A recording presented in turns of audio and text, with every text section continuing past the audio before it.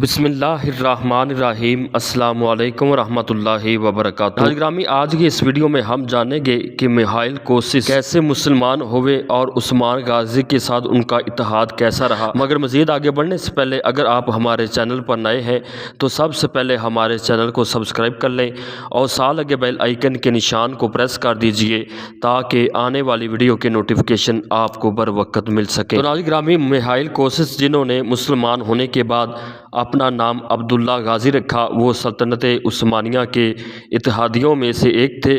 پھر وہ سلطان عثمان غازی کے قریبی ساتھیوں میں بھی شامل تھے۔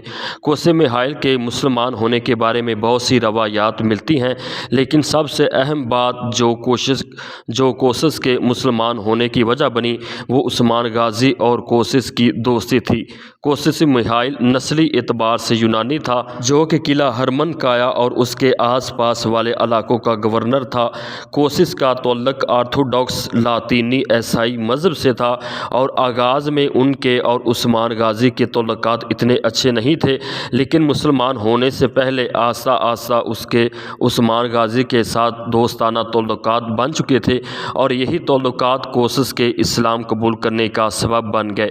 آخرکار وہ عثمان غازی کے اتحادیوں میں شامل ہو گئے اور انہوں نے بہت سی جنگوں میں عثمان غازی کا ساتھ دیا اور مغربی اناطولیہ کے علاقوں پر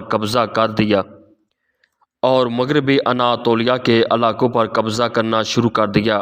میخائیل کوسس کی مدد سے عثمان غازی نے بیلجک، یار حصار اور چند دیہاتی علاقے فتح بھی کر لیے۔ تاریخی اعتبار سے 1298 میں کوسس نے اسلام قبول کیا اور بعد میں ان کا نام عبداللہ رکھا گیا۔